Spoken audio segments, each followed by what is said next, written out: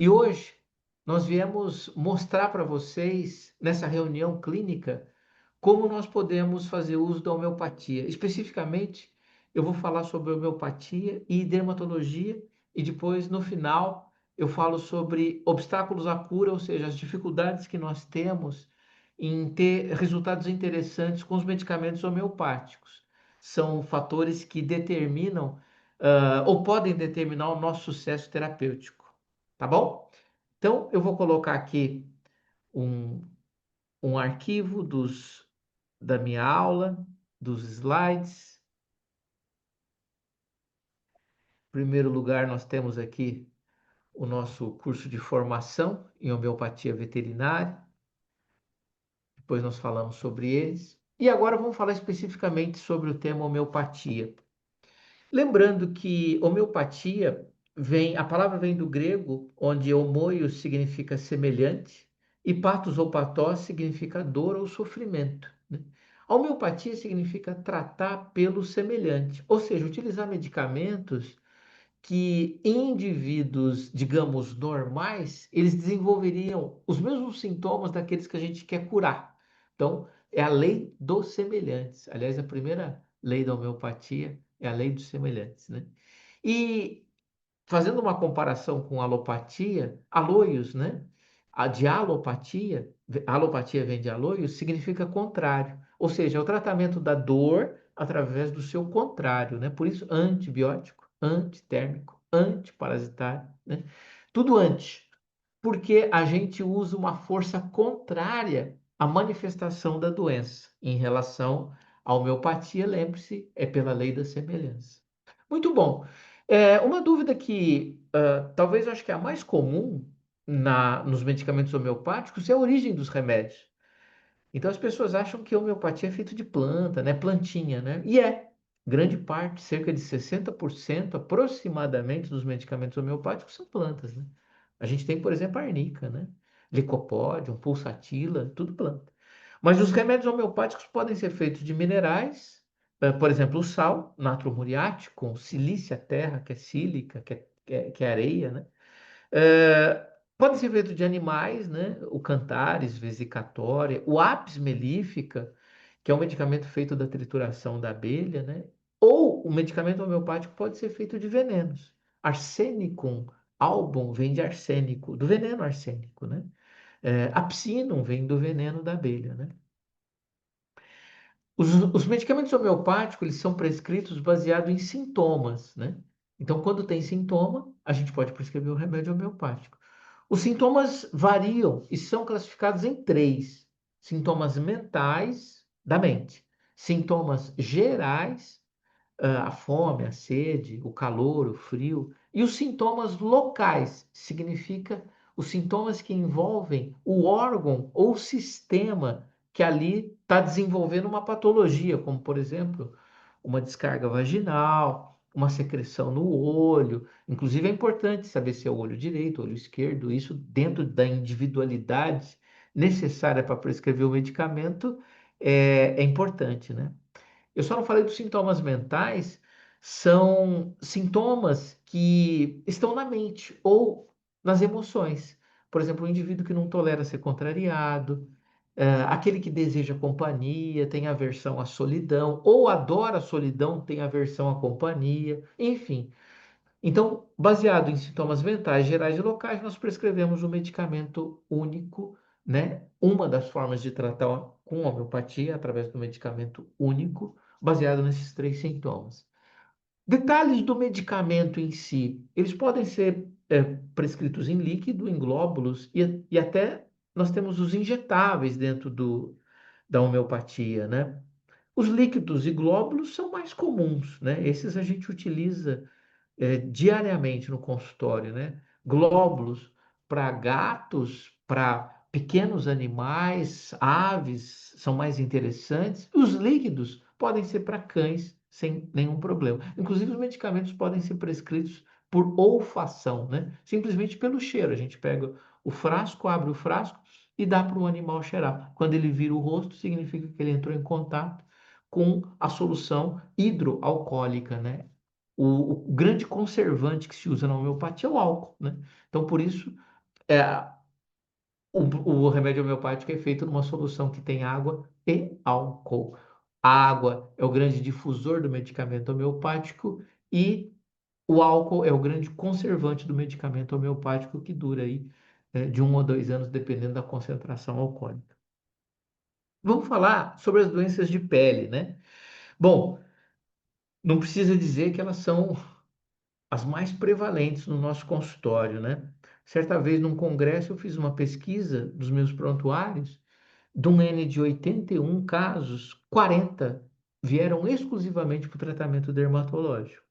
Isso não considerando o quadro dermatológico como uma comorbidade, apenas foi o motivo da consulta. Distúrbios de comportamento, pasmem, em segundo lugar. Olha aí as questões comportamentais em busca, os tutores, né, dos medicamentos homeopáticos, do homeopata, né? E depois neurologia, que envolve as convulsões, que as pessoas querem tratamentos alternativos, os quadros gastroentéricos, talvez por serem os mais psicossomáticos que a gente tem, né, conhecido na veterinária. Os quadros urológicos são as litíases, né, as cistites de repetição, extremamente recidivantes, né, nos casos que nós atendemos muitas vezes. E, por último, os quadros oncológicos em que a pessoa ou quer a homeopatia como um tratamento auxiliar complementar, ou porque a pessoa não quer fazer nenhum tipo de tratamento agressivo e quer tentar exclusivamente o remédio homeopático. Obviamente que a gente não indica, a homeopatia não tem essa função de resolver questões complexas nesse sentido, né? Ela não faz milagre, né? Às vezes as pessoas falam assim, ah, meu cachorro está com câncer, eu quero um milagre, eu vou para a homeopatia. Não, a homeopatia não tem essa função, né? Existe a indicação do quadro oncológico, o tratamento homeopático, mas não de ser um salvador, né, da pátria, né?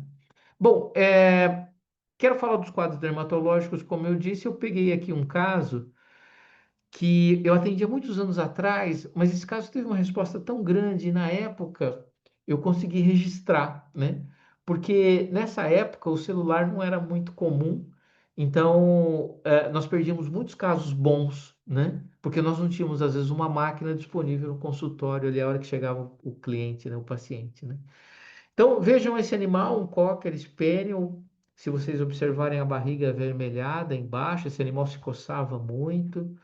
Vejam a hiperemia, a grande quantidade de caspa, de seborreia, até uma banana post-it esse animal tinha, de tanto ele se autoagredir com as patas, vigorosamente ali na região abdominal.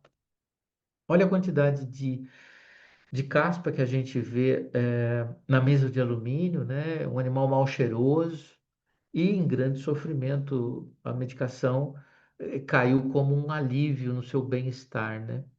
Um mês, cerca de um mês, né? Um mês e pouquinho, após utilizar o sulfur, um medicamento feito do enxofre, é um mineral que tem uma ação importante em pele, talvez seja um dos mais indicados para a pele. Não quer dizer que em todos os casos a gente utilize esse medicamento, né?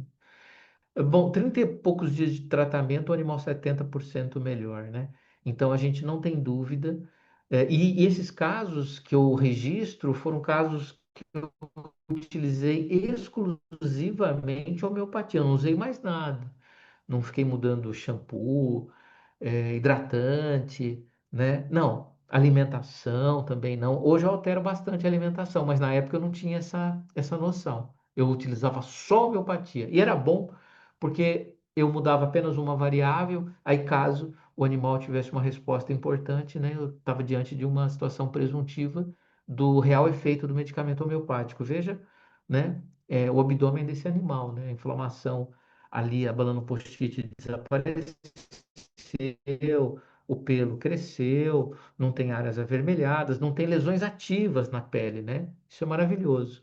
O antes e o depois, 32 dias, né?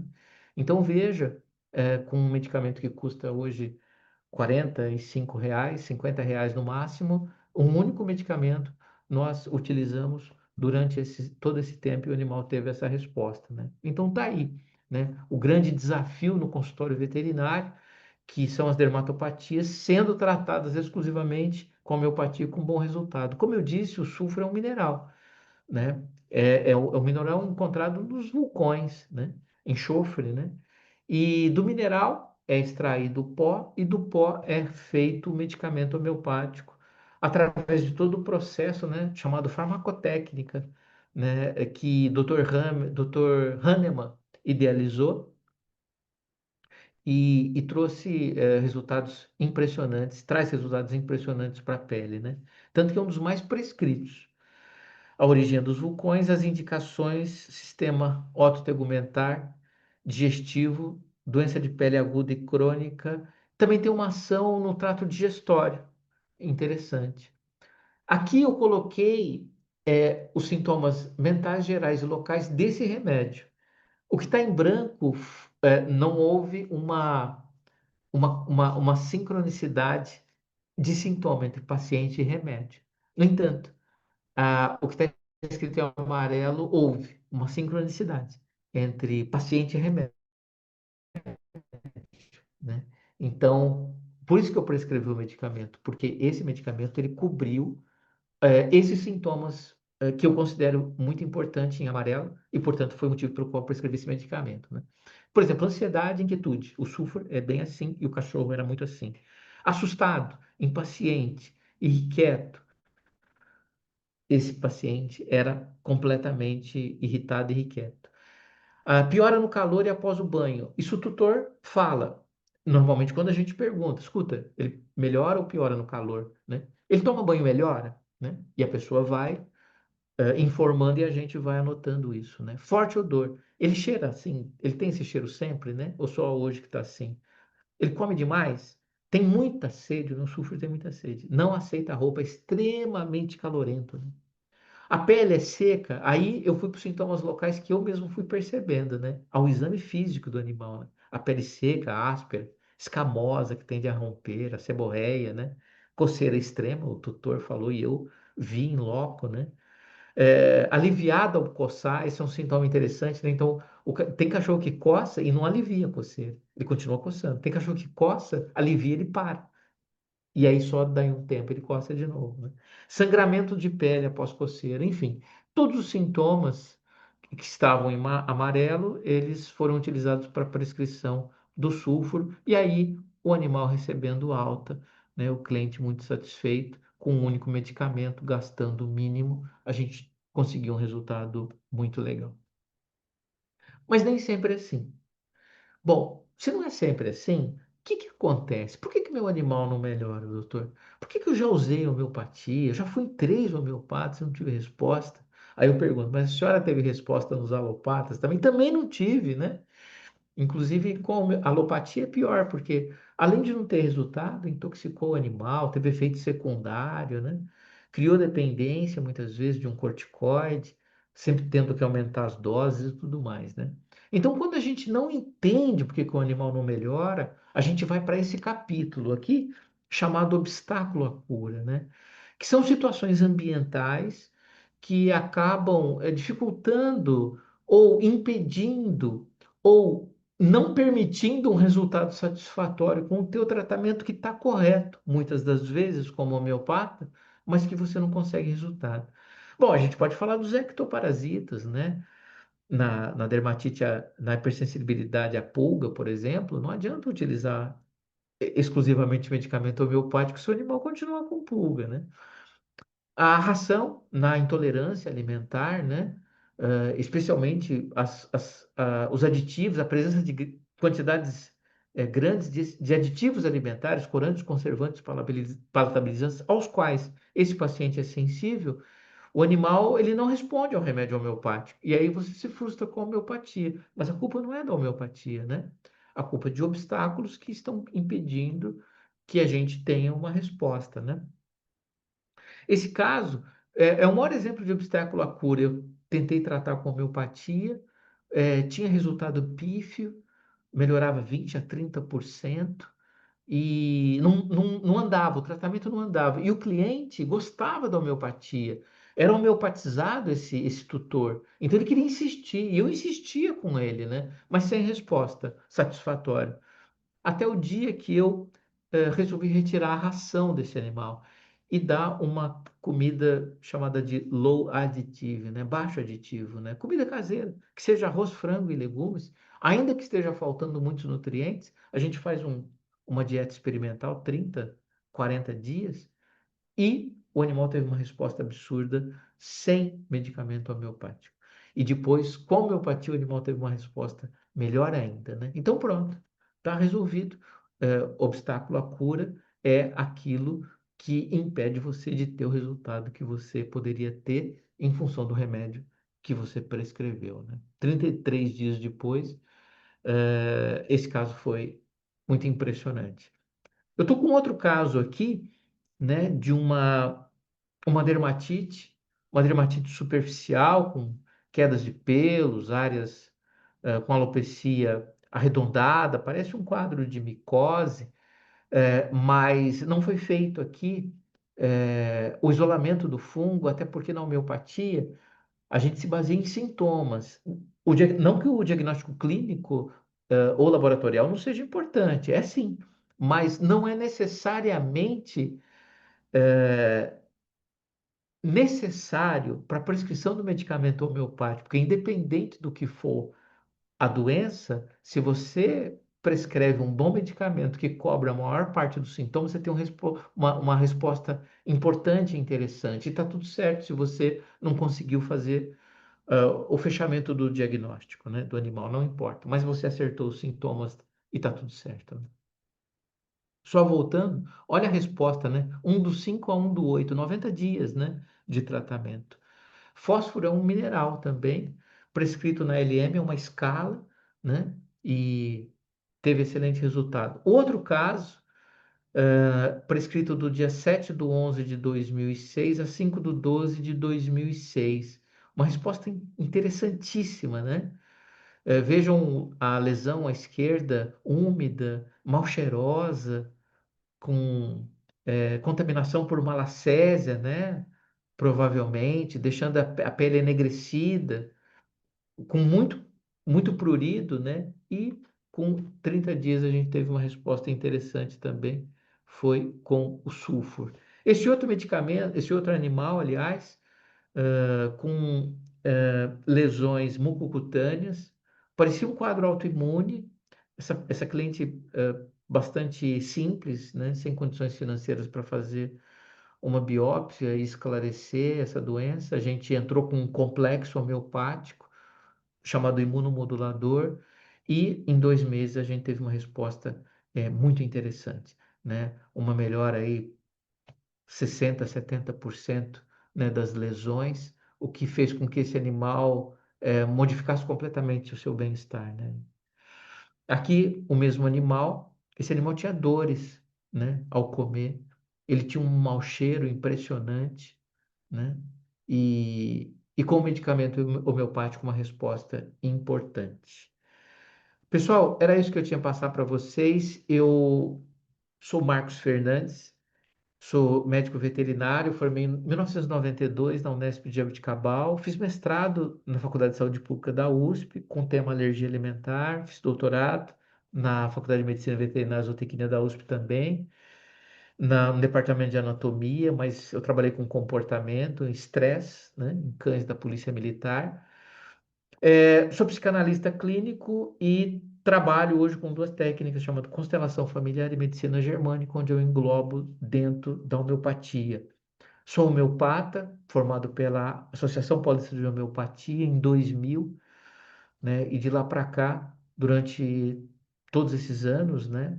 33 anos de consultório e 25 de homeopatia, eu me dedico a tratar os casos preferencialmente com medicamentos homeopáticos, o que faz toda a diferença com o meu paciente. Com certeza, a homeopatia veio para ficar e ela faz a diferença no consultório veterinário. Seja você um clínico geral, ou seja você um especialista que também pode fazer a especialidade, a formação em homeopatia veterinária e trabalhar em conjunto com a sua técnica terapêutica. Obrigado. Obrigado, Cris.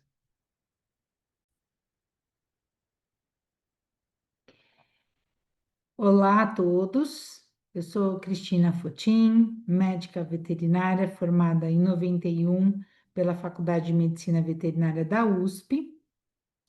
Realizei minha especialização em homeopatia pelo FACES IBE aqui em São Paulo, em 95.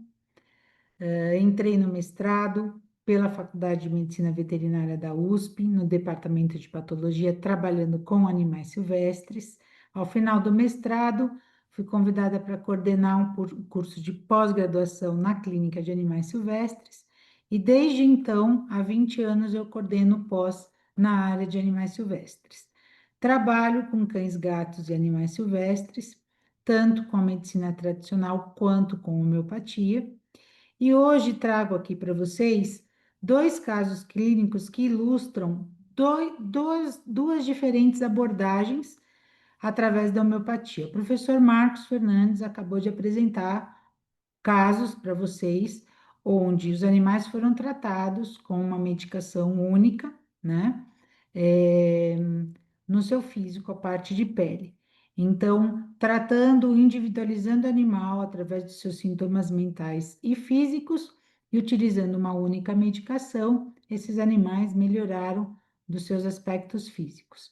Agora eu trago dois casos ilustrando outras formas de se tratar com homeopatia, ou seja, outras possibilidades. Então, primeiro caso é de uma ave, um agapornis, onde nós vamos tratar um distúrbio comportamental, que é um dos aspectos que nos ajuda muito em consultório, o tratamento de problemas comportamentais, personalidades de animais que têm emoções exageradas, como, por exemplo, medo exagerado, agressividade exagerada, submissão exagerada, ansiedade de separação, tão comum nos cães, tão comum nas aves. Então, isso abre uma porta muito grande de tratamentos para a gente na clínica médica geral. Em seguida, depois dessa ave, eu apresento um caso onde nós vamos utilizar o recurso homeopático para tratar um aspecto físico de um gatinho com urolitíase, ok? Então, esse caso aqui era um agapornis de 2 anos de idade, macho. Aqui é somente uma ilustração, não é o animal. E esse animal foi apresentado por causa de uma queixa de sangramento recidivante no seu empenamento, que ocorria toda vez que ele se traumatizava contra a gaiola, quando assustado. Então, a queixa foi inteira essa. Então, ele veio para um atendimento emergencial, pois as penas das asas estavam sangrando, a ponta das asas estavam sangrando, mas o responsável por esse animal comentou que todas as vezes que ele se assustava demais, e ele é um animal assustado, ele se debate, tenta voar, tenta fugir, se debate contra a grade da gaiola e acaba se machucando, né? Então, foi feito um tratamento, um curativo local, a abordagem desse sangramento, mas no levantamento dos sinais desse animal, sinais emocionais, na anamnese, conseguimos detectar que era um animal muito assustado, ao menor ruído ou ao menor movimentação ao redor da gaiola, do viveiro onde ele ficava, né? Além disso, ele vocalizava na forma de gritos quando assustado, o que não é normal para esta espécie, né? Nós temos que considerar o que é normal para a espécie e temos que considerar o que não é esperado para essa espécie. Os agapornis podem ser animais bem dóceis, podem ser animais um pouquinho mais arredios, depende um pouco do modo como eles são cuidados desde pequenos, mas não é um animal estressado ou assustado por natureza, né? Além disso, ou ele se jogava do puleiro, que foi descrito como caía do puleiro, ou ele voava na gaiola na tentativa de fuga quando assustado com a menor movimentação. Sempre muito agitado com essa apreensão, muito apreensivo né? Olhando tudo com aspecto assustado. E o pior de tudo, a localização do viveiro ou da gaiola desse animal era na sala, numa área de passagem. E era uma casa onde tinham crianças, né? Que saíam para ir para a escola, chegavam da escola, traziam amiguinhos. Então, existia uma movimentação bastante grande nessa casa. E qualquer dessas movimentações maiores, com ruídos e agitação, o animalzinho apresentava esse tipo de comportamento e o sangramento em asa. Então, diante disso, foi proposto a esse responsável tratar o aspecto emocional desse animal, tratar esse medo exagerado, esse susto exagerado, né? Essa agitação exagerada, essas reações, para que ele tivesse tudo isso minimizado e não tivesse um reflexo tão grande ali nas asas. E também para proporcionar que ele fosse uma ave mais feliz, com melhor bem-estar, né, do que viver sempre assustadiço, né? Então, além do tratamento local na asa, foi proposto mudanças ambientais inicialmente, né, pedindo, recomendando a colocação desse viveiro num local de menor movimento da casa, cobrindo a gaiola, pelo menos uma parte da gaiola, para ele ter uma área de refúgio, que é muito importante para as aves, quando houvesse mais pessoas na casa. E por que essas mudanças ambientais iniciais? Para que desse tempo da medicação homeopática agir e ele não ficasse se debatendo e traumatizando suas asas nesse período todo. E foi proposto, então, o tratamento homeopático para esse comportamento desse medo exagerado, né? Então, na repertorização, que é o elencar os principais sinais desse indivíduo, tanto sinais mentais quanto sinais físicos, né?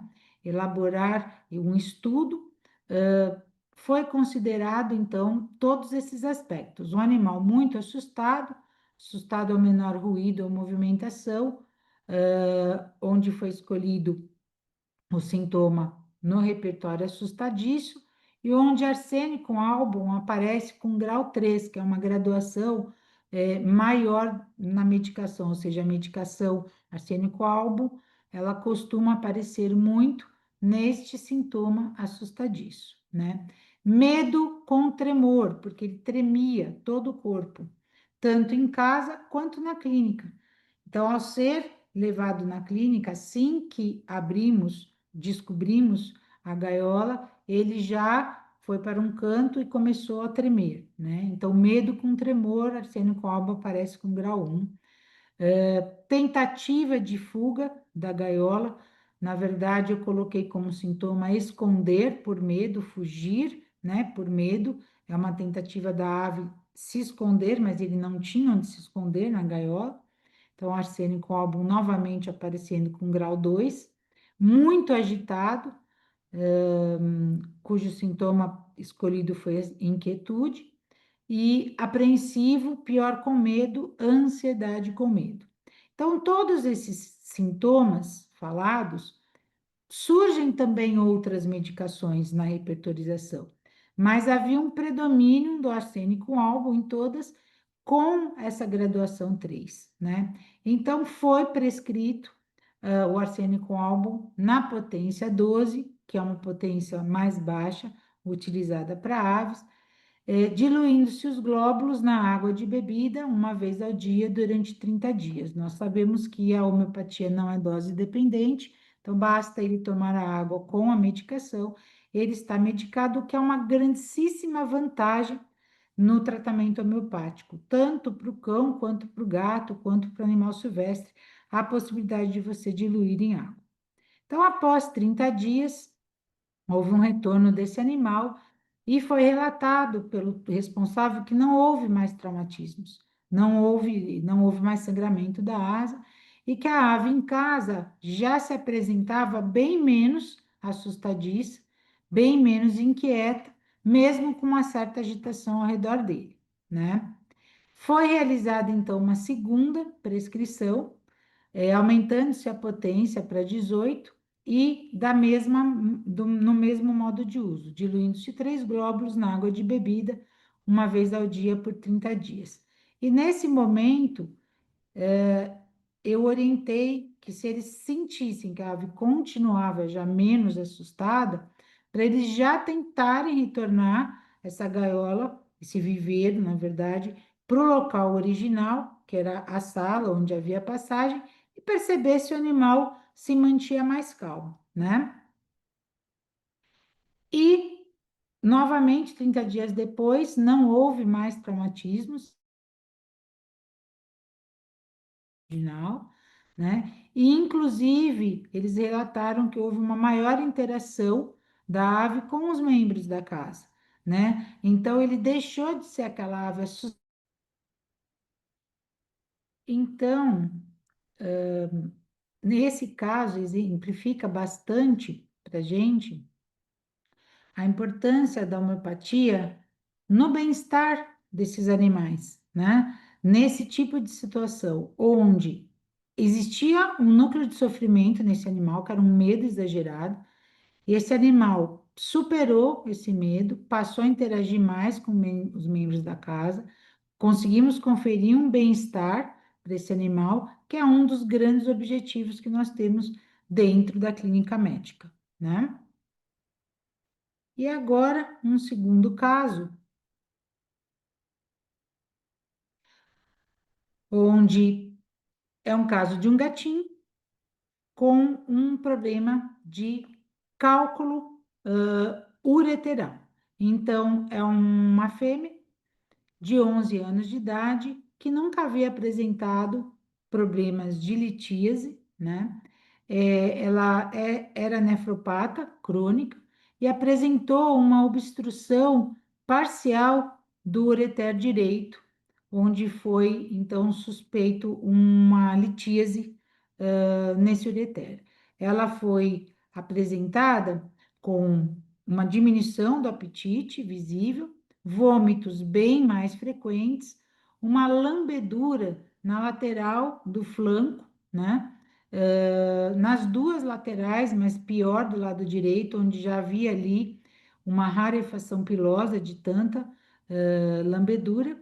E no histórico de vida dela, ela havia perdido uma contactante há alguns meses atrás, cerca de 10 anos atrás, que na verdade ela conviveu com essa outra gatinha a sua vida inteira. Quando ela chegou na casa, essa gatinha já estava. Então foram 11 anos de convívio, que acredito que possa ter influenciado muito no surgimento aí desse tipo de problema nesse sentido. Inicialmente foi feita uma abordagem para litíase renal, uma abordagem tradicional, através de fluidoterapia diária, analgesia, uso de anti-inflamatório, a prazosina, né? E foi feito um acompanhamento ultrassonográfico semanal desse animal, né? Só que, infelizmente, não houve evolução da ultrassonografia em 2 semanas, né? Então, foi aguardado 2 semanas, conforme a gente vê aqui. Então, na primeira ultrassonografia, a gente vê um ureter direito discretamente dilatado por um conteúdo anecogênico, né? De mais ou menos 22 milímetros de diâmetro, né? E quase 2 semanas depois, com acompanhamentos semanais ultrassonográficos, permanecia esse ureter discretamente dilatado, né? Já um pouquinho mais dilatado, 2,5 milímetros de diâmetro, não havendo alterações ultrassonográficas dignas de nota entre um e outro, né? Já havia ali um pouquinho da dilatação da pelve renal direita, então já existia aí um possível reflexo dessa obstrução parcial, né? O estado geral desse animal, obviamente, com esse tratamento tradicional melhorou um pouco, mas mediante a não evolução desse cálculo e antes da tentativa ou da indicação cirúrgica, tanto de um stent quanto de uma cirurgia, foi proposto uma abordagem homeopática concomitante com o tratamento tradicional na tentativa de evolução desse cálculo, né? Então, foi feita uma prescrição com um complexo homeopático, ou seja, são várias medicações diferentes juntas num único complexo, cada uma com uma ação diferente visando melhorias para esse animal. Então, foi prescrito arnica montana, e aqui ao lado eu coloquei, pessoal, o principal sintoma, um dos principais sintomas pelos quais foi escolhida a arnica montana. Existem vários sintomas diferentes, mas eu procurei colocar o principal. Então, a arnica, ela tem indicação, uma descrição na matéria médica para cólica renal com dor agônica, em dorse pélvica. A gente via que ela tinha dor tanto pela lambedura quanto pela hiporexia e até mesmo pelos vômitos.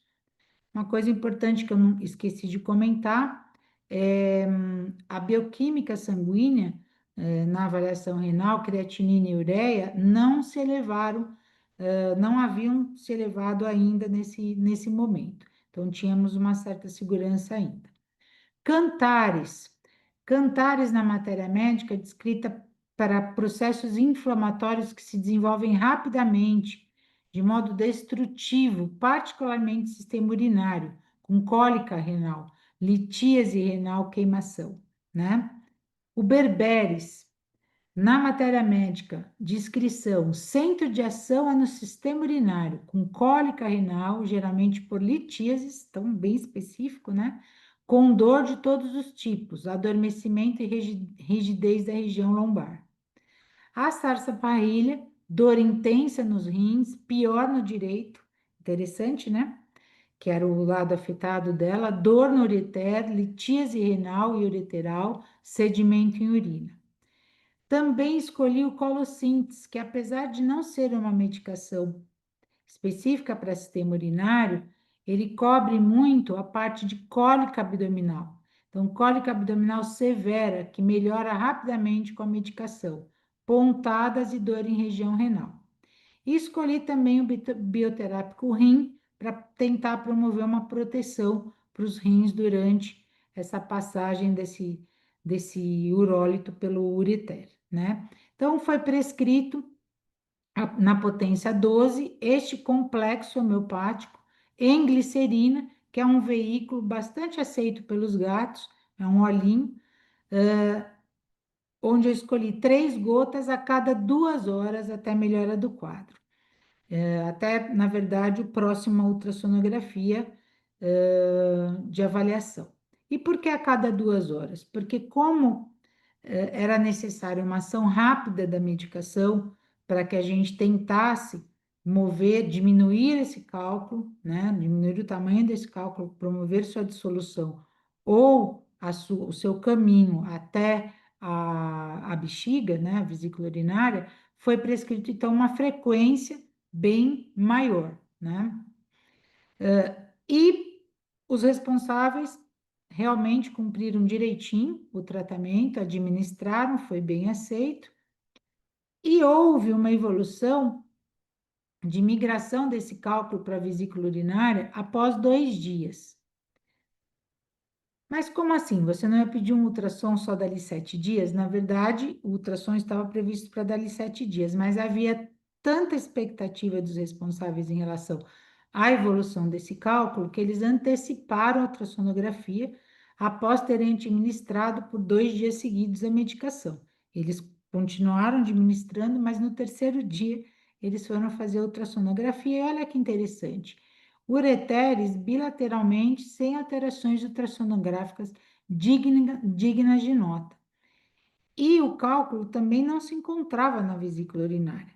Então, nós acreditamos que esse cálculo evoluiu, né? Ele saiu dos ureteres, foi para a bexiga e deve ter sido eliminado pela uretra, coincidindo com uma melhora clínica bastante acentuada, um retorno do apetite, não havia mais vômitos desse animal. Então, mostrando aqui uma abordagem homeopática com a utilização do organicismo, que é o quê? A escolha de medicações homeopáticas para o tratamento físico, puramente físico do animal, de uma forma emergencial nesse caso, né? A gente também chama de pluralismo por conta de você utilizar um complexo homeopático composto por várias medicações juntas, né? Um tratamento que foi integrado à medicina tradicional, onde houve uma resposta rápida, né? E houve uma resolução da doença, e o que poupou esse animal de uma intervenção cirúrgica, né?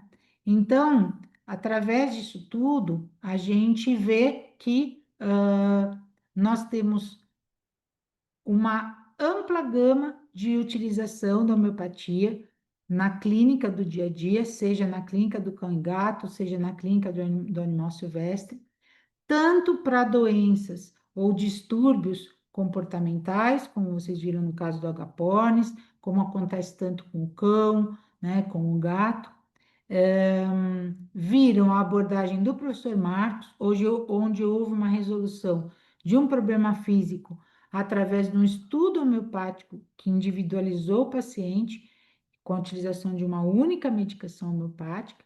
E esse último caso, onde a gente mostra para vocês a utilização somente para a parte física, né? Que é um outro aspecto e um outro recurso que a homeopatia nos dá na clínica e que realmente auxilia muito em muitos casos. Então, é uma ferramenta muito útil no nosso dia a dia, onde a gente pode utilizar como uma terapia principal, né? Ou como uma terapia integrativa. E novamente aqui coloco para vocês que eu, professor Marcos, estamos iniciando um curso de formação em homeopatia veterinária. Tantas pessoas nos pediram esse curso, então finalmente organizamos, unimos nossas experiências, né, de muitos e muitos anos clínica com homeopatia. É um curso de 10 meses de duração. Ele tem algumas vantagens, ele é inteirinho online, ao vivo, porque tem que ser ao vivo para nós podermos ensinar e discutir, mas as aulas ficam gravadas por 30 dias para uma eventualidade de algumas pessoas que percam. Ele é uma vez por semana, à noite, todas as segundas-feiras, né?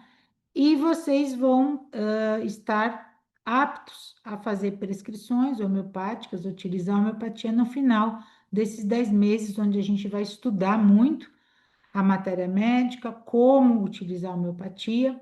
Temos um grupo de WhatsApp, né, dos alunos com mentoria, então esse início gera um pouco de insegurança. Nossa, como é que eu posso prescrever? Como eu posso prescrever? Eu e o professor Marcos vamos estar disponíveis para esclarecer dúvidas e auxiliar, né? E ainda estamos oferecendo 5% de desconto no valor total do curso para quem nos procurar, né, até o dia 15 agora de setembro. Tá bem? Marcos, gostaria de complementar? O curso é imperdível. Ele tem indicação para o clínico geral, para o médico veterinário especialista e para o estudante de medicina veterinária do último ano, que já vai se formar com os conceitos da homeopatia já inseridos na sua conduta terapêutica. Então, o curso ele é um divisor de águas, né, na vida do médico veterinário clínico. A homeopatia, ela tem uma ação complementar, auxiliar, pode ser utilizado como medicamento principal, é sustentável, é um medicamento barato, trata o indivíduo como um todo. Os tutores buscam tratamentos cada vez menos agressivos para os seus pets, com menos efeitos secundários, né? Então, eu acho que eu acho não, eu tenho certeza que é uma excelente formação que o clínico vai ter e vai poder utilizar logo o quanto antes, né? Em função da nossa mentoria, estaremos de mãos dadas aos alunos, apoiando ele na prescrição. As inscrições, pessoal, são através dos nossos Instagrams, vocês podem mandar uma mensagem no direct, onde nós mandamos todas as informações do curso. Então, arroba Cristina Fotim Cursos e arroba oficial Dr. Marcos Fernandes. Tá bem? Muito obrigado. Agradeço, Marcos, a participação, né? Nós dois juntos novamente. Obrigado.